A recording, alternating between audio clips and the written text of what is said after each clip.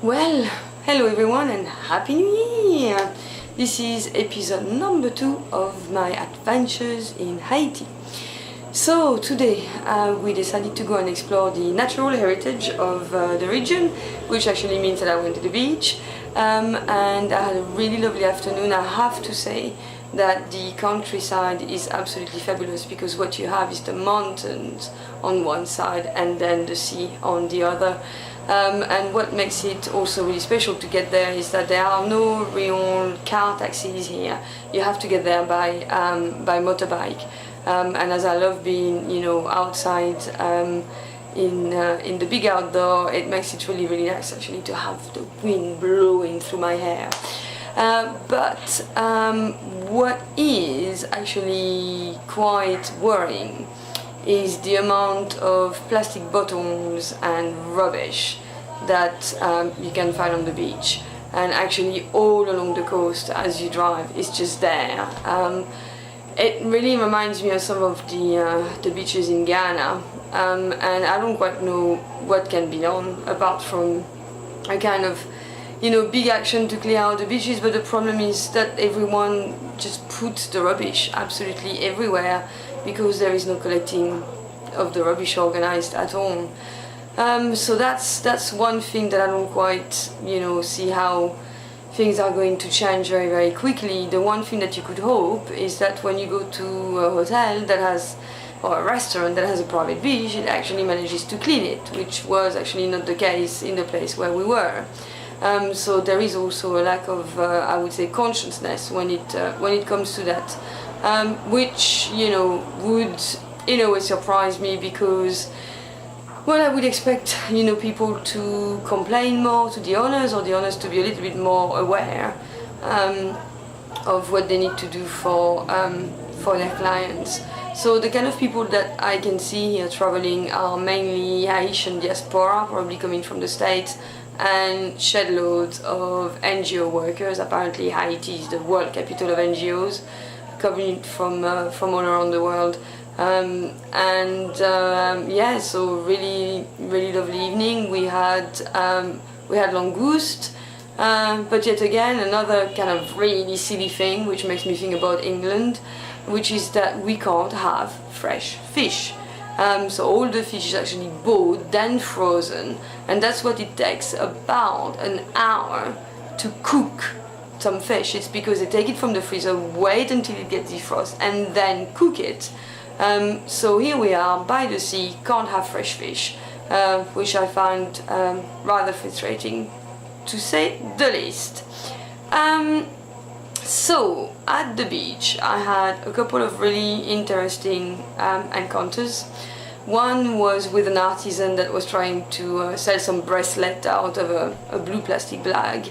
And we had a little chat about what he could do to actually be a little bit more productive. The poor guy wakes up at 6 in the morning and goes from beach to beach in the area, walks there or takes a moto, and spends all his day trying to actually sell his stuff. He was telling me that he makes a good living out of it, although I'm not quite sure, because the first thing that he asked us when he found out that we were working together with the Ministry of Tourism was if the ministry would invest in buying him a shop so that he could, with his 17 other artists that he works with, have a place where he would display all his gear. So ensued a really interesting discussion about private entrepreneurship and the fact that actually the Ministry of Tourism doesn't really care about them and that they have to do something themselves. And I think it's quite heartbreaking to see that they really expect the public sector and the ministry to find solutions for them. And it's not surprising because they really don't know how to go about it. So I gave him a number and I've asked him actually to get an email address because he doesn't have one, and I've asked him to email me to make sure he got his email address, and then I will give him a couple of websites that he can have a look at to see what they can do, because they want to export their gear but they don't have a website. They don't know where to start or how to build a website. They have no understanding of, you know, computers and social media, which is really surprising because the lad that I was talking to was in his early 20s.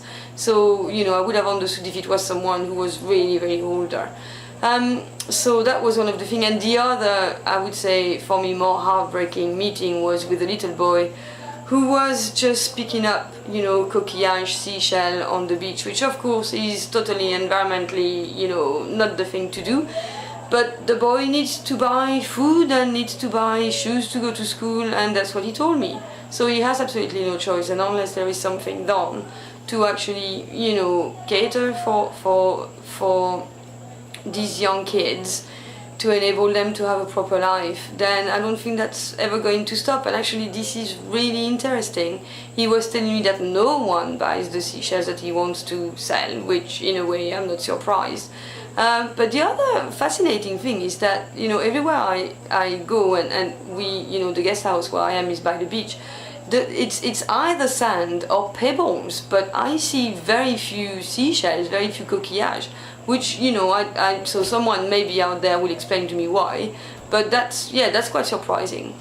I've also been kind of finalizing, you know, the plan for my first meeting with my 14 participants for the workshop for the entire month.